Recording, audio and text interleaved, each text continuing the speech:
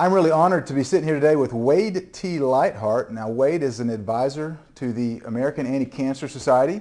You're also a three-time former competitive bodybuilding champion in Canada, right? Yes, correct. And also a certified sports nutritionist? Yes, right? Exactly. So we got a lot in common, Wade. I'm really, we've corresponded over the years via email. Never met face-to-face till today, but really an honor to shake your hand. Hey, man. Great Glad to be here with you. And Wade, not only do we have the bodybuilding in common, the former bodybuilding, but we also have families that have been very, very drastically affected by cancer. Absolutely. Cancer devastated my family. But you've lost to cancer as well. Why don't you share with us your story about your sister? Right, yeah. Well, it had a very strong impression on me because when I was 15 years old, my sister was diagnosed with cancer.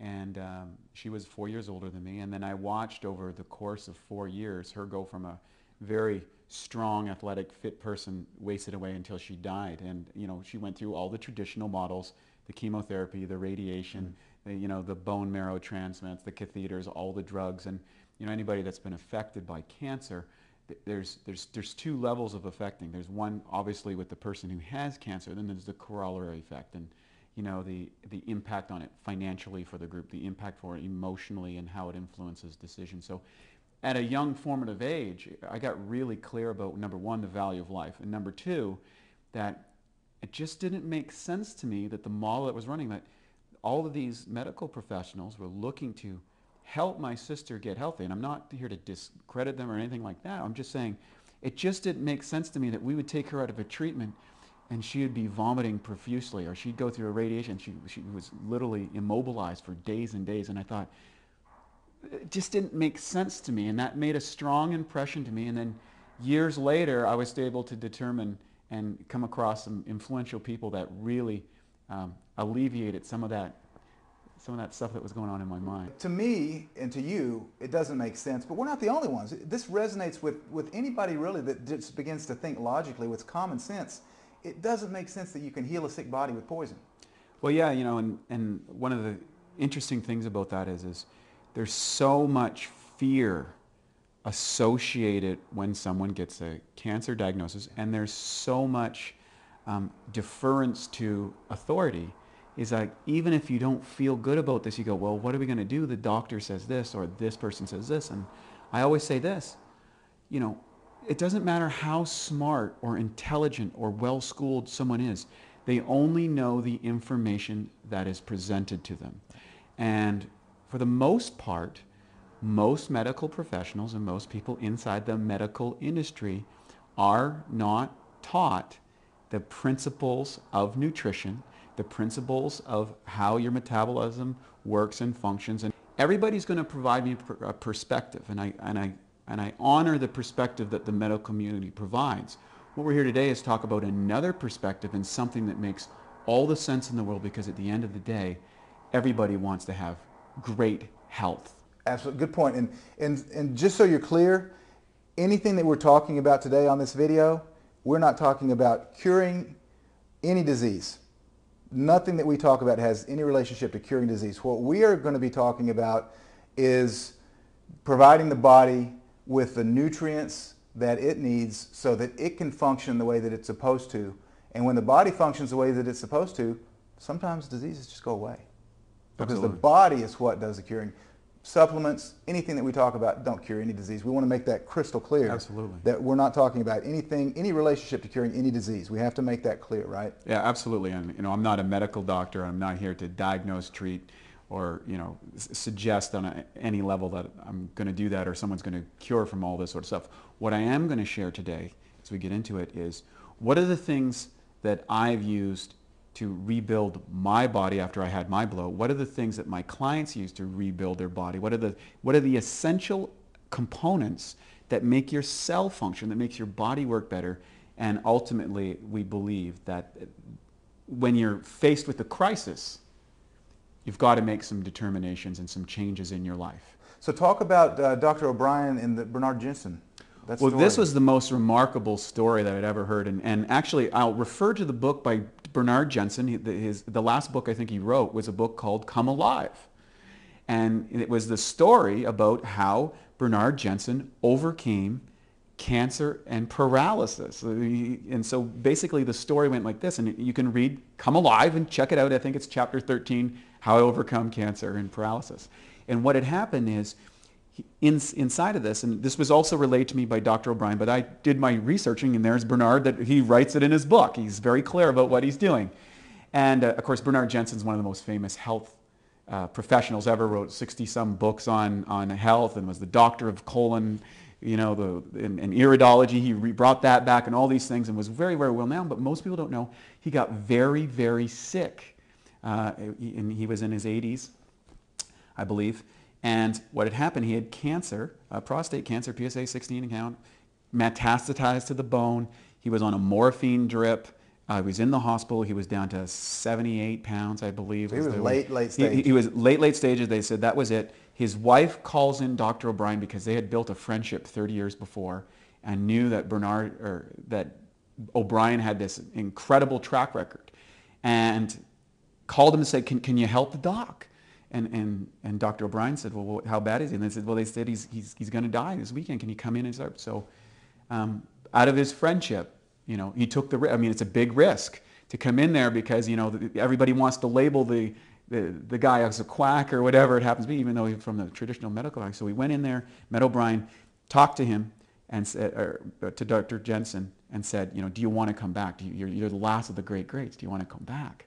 And he got him motivated to do it psychologically. So anytime you're looking to improve your health, that's the first thing. You got to get your mind in the right set. The mind's got to be there. And the second thing, he said, okay, well, let's do this protocol. And what he did is he put him on a dose of massive amounts of a specific enzyme and a specific probiotic, 500 enzymes a day, 250 probiotics a day, or 200 probiotics a day. It was a 2.5 to 1 ratio. And there's reasons for that. We'll get into that. And infuse this into him at that point. So this is virtually a dead man. And when you see the pictures in Jensen's book, I mean, it's shocking. Well, 70 pounds. So, I mean, he's literally, as you've seen someone in an advanced stage of cancer or whatever, I mean, he's lying in a bed on a morphine drip. They're just trying to deal with the pain. You touch his skin, it's like whatever. He's in excruciating pain. It's that bad. 8 weeks and 1 day later, he's cancer-free walking in the hills. Now, for me, when I heard that as an athlete, I was like, wow, you mean to say this? I said, this guy understands how to build the body from the inside out. That's a story that we were shared with by Dr. Nicholas Gonzalez in The Quest for the Cures. He's a medical doctor out of New York City, and he uses pancreatic proteolytic enzymes in his treatment protocol for cancer. Again, we're not claiming anything, we're just telling stories here, but that's one of the main staples of his treatment protocol, and he's had tremendous success with late-stage cancer and even cancers that are not even thought to be treatable today by conventional methods, like pancreatic cancer. He's got a pancreatic cancer patient that's 32 years from diagnosis. That's unheard of to live more than a year. Absolutely. But and this goes back to it's called the trophoblast theory of cancer, which was initially brought to light by a Scottish embryologist named John Beard around 1902. And he wasn't legally able to treat cancer in people, so he began to test it on mice, and he found regression of tumors, and then through other medical doctors he began to test massive amounts of pancreatic enzymes, like you talked about, on head and neck cancers and other types of cancers, and saw 100% regression in these cancers. And this is the basis, the research basis that then Dr. William Donald Kelly, who was a Dallas dentist actually, began to use in his treatment protocols back in the 60s. Kelly was diagnosed himself with cancer, pancreatic cancer. He was told that he was terminal, that he should get his affairs in order to go to hospice, began to do the research, learned about Dr. Beard's work, and began to use pancreatic enzymes, massive amounts, as you mentioned, and completely, his cancer went into complete regression. And then he began to treat other cancer patients in the Metroplex, Dallas-Fort Worth. Medical doctors would actually send him their patients to a dentist. Right. And that's where the whole inception of this treatment protocol that Dr. Gonzalez uses now, it goes back to Dallas, and then it goes back to Beard over in the UK 100 years ago. But it's very well documented, and one of the interesting things that Dr. Gonzalez shared with us is that he was on a team of doctors that came down to look at the records of Dr. Kelly in Dallas, And he personally inspected over 10,000 records himself, and he found that this guy, Kelly, that was not a quack, that he had documented evidence that this is, I think it was in excess of 90% of the people that use this protocol went into complete regression. So it's really amazing that that enzymes are being used in the treatment of cancer. Now again, we're making it clear, we're not claiming anything. These are just stories that have been told to us by doctors that are using this as in an attempt not to treat cancer, but to give the body the nutrition that it needs so that it can take care of cancer on its own. By the time a person becomes 40 years old, and this is going back to Howell's research, they have less than 30% of the enzymatic capacity of their body. So what the body does is it starts shutting down non-essential functions. So I don't move as much, I don't have as much energy, my muscles start to waste away as we get older, we start converting muscle tissue to create enzymes, because an enzyme is actually a protein-based structure. And so the wasting away of muscle starts to happen. And we see that in the athletic world. We also see this when people are really ill. They start to waste away relatively quick. And that is because I believe that the body is utilizing its enzyme pool to try and deal with the situation. It just doesn't have enough workers. You know, and like me, I was running out of workers for my diet was going on. Same as Jensen. He knew everything about nutrition. He knew all about the health. He knew all about those things. But he wasn't using enzymes and probiotics to the level. He thought he could get it out of his diet. And the facts of the matter is, when you're in a compromised situation, you need to take all-out massive action.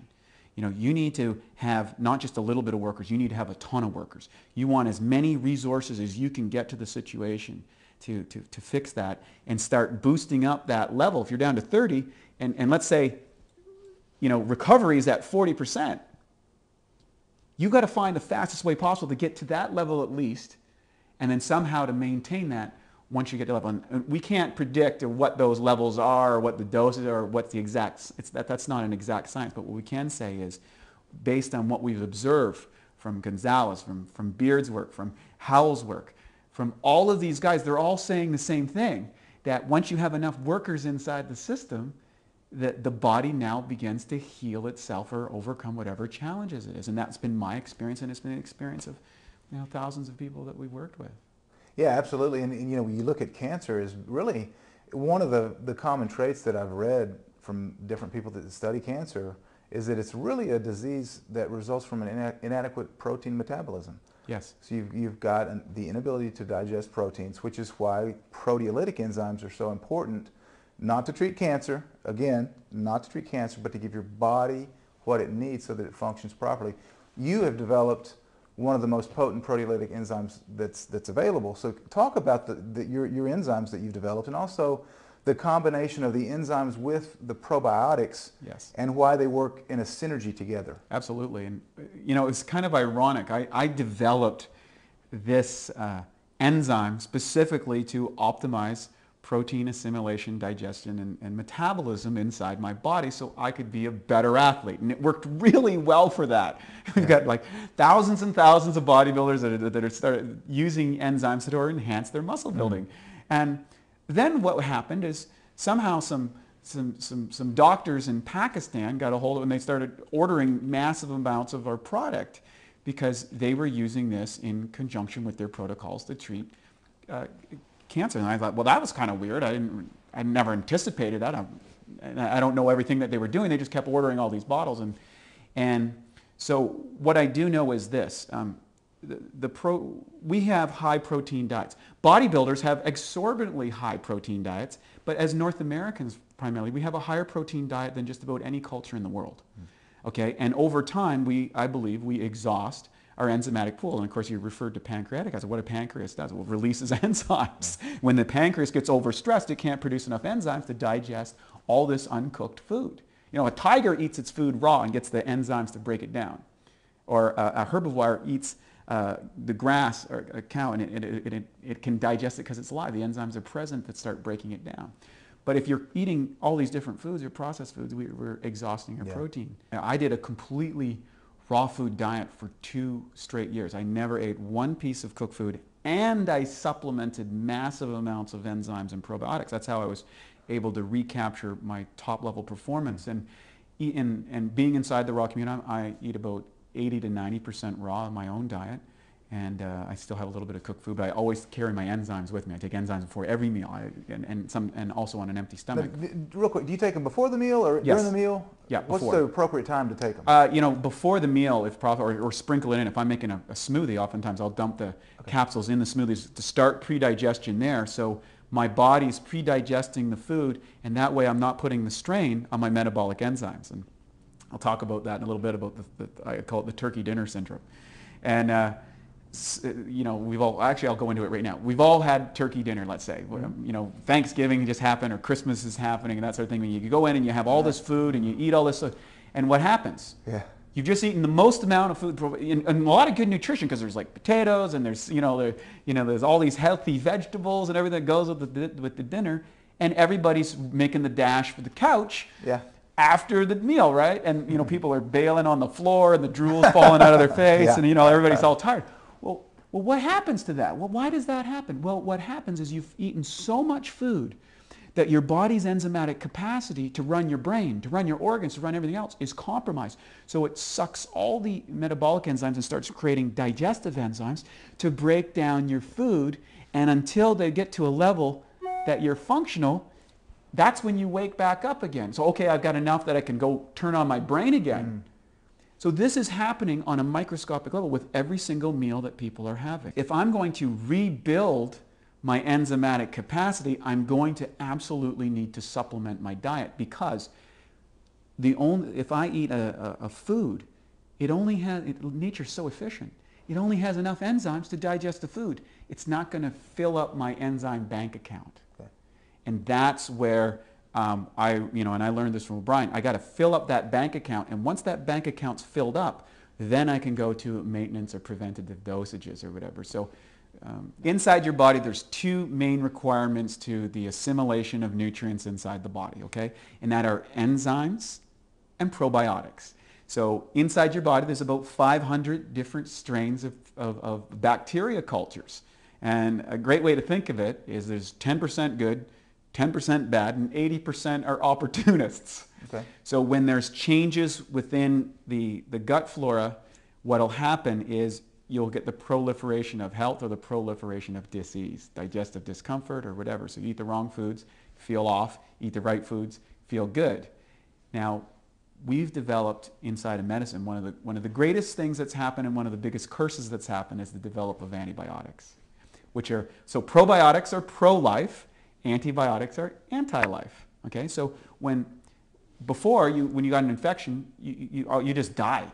You either survived or died, and a lot of people died. So they developed antibiotics, and that caused probably one of the biggest proliferations of the population on the planet, because now they could treat that. But the problem is, every time you take an antibiotic, and this is happening with everybody virtually in the Western world is taking antibiotics, is you put a beat down, if you will, on your good bacteria inside the body that are essential to assimilation. So every time you take a course of that, you're altering that 10-80-10 natural state. Well, you're basically napalming your bacteria Excellent. in your gut. Good, right? bad, ugly, whatever. They're all getting smoked, Right. right? So you put a cutback on that. Now, if your diet is less than optimal, you're creating a condition where more of the bad bacteria can proliferate and create compromisation to the body. Okay, so you do this over the course of 20, 30 years, that every time you get sick, you take an antibiotic. Every time you get sick, you get an antibiotic. Well, every time that happens, slowly and slowly, you're chipping away at your digestive. Now, if you get into probiotics, they run the immune system. They defend against foreign invaders. They assimilate nutrients. They're like highly specialized bags of enzyme-producing, what do you call them? Navy SEALs or something. They're amazing guys. They go through and they do all these little functions. Well, you mentioned the immune system, right? I've read that upwards of 70% of the immune system is produced in the gut from our friendly flora, the probiotics. Yeah, and we always say your gut instinct. It has its own brain. You can cut all the nervous stuff, it still functions and operates. Yeah. And it's a very, very remarkable field that we don't hear a lot about in the conventional model, because they study more about how do you kill something, how do you stop something. So they're based on attack, and I'm not here to go against that, and that's fine. That's their model, but I'm into support. I'm into give my body all the things, tools. I'm here to work with nature. I think it is extremely ignorant to think that we can develop drugs over a couple 100 years and decide that that is the de facto science in the world where we have 4.5 billion years of evolution, if you believe it, that support all these other things. So I'm going to choose on the side of nature. And what we do know is we need these probiotics inside our system. So if you've taken a course of antibiotics or immune drugs or that sort of stuff, you absolutely have got to get that flora back into order. The other thing is when you're dealing with all kinds of detoxification of the system, because I believe that most diseases are some form of auto-intoxication. In other words, your body can't metabolize the toxins that it has. It's like when you're 20, you seem to be able to recover from things faster than when you're 40, or faster than when you're 60, or faster when you're 80. Why? Well, you don't have enough tools to deal with the resource. You increase the tools, you increase your capacity. So probiotics and enzymes have this beautiful symbiotic relationship. What happens inside your body, inside of digestion or assimilation of nutrients, is your body, you eat the food, you start masticating, some enzymes are released in the mastication of the food. It goes into the upper cardiac portion of the stomach. This is where the natural enzymes present start breaking down the food. If there's no natural enzymes present, you don't break down that food, and there's several amino acids that need to be broken down at that critical stage, or they become a potential toxin in the digestive tract. Then what happens after about 30 minutes, the acid starts to come into the digestive system, start to further break down and disinfect from any foreign invaders.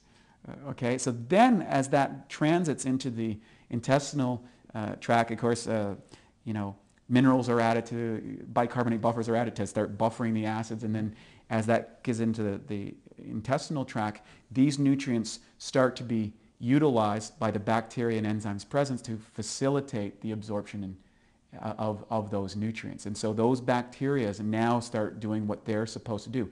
And if you don't have them present, particularly on those proteolytic bacteria, because this is what we find is the biggest challenge. You don't have those present at that time.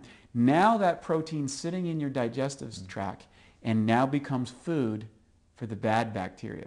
And they start creating all sorts of toxins, indole, skadol, all these sort of neurotoxins and that sort of thing that start compromising the immune system. As your body starts pulling these chemicals out and putting them and depositing them in various parts of your body, eventually you can develop some conditions. So we're looking at assimilation and elimination of you want assimilation of your nutrients and elimination of the toxins.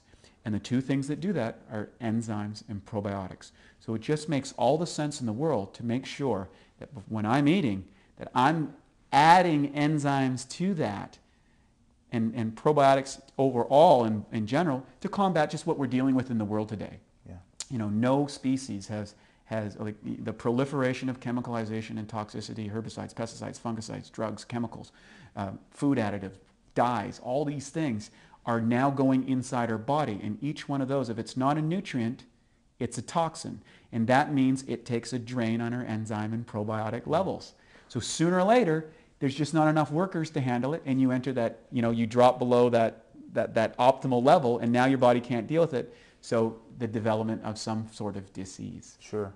How can people learn more about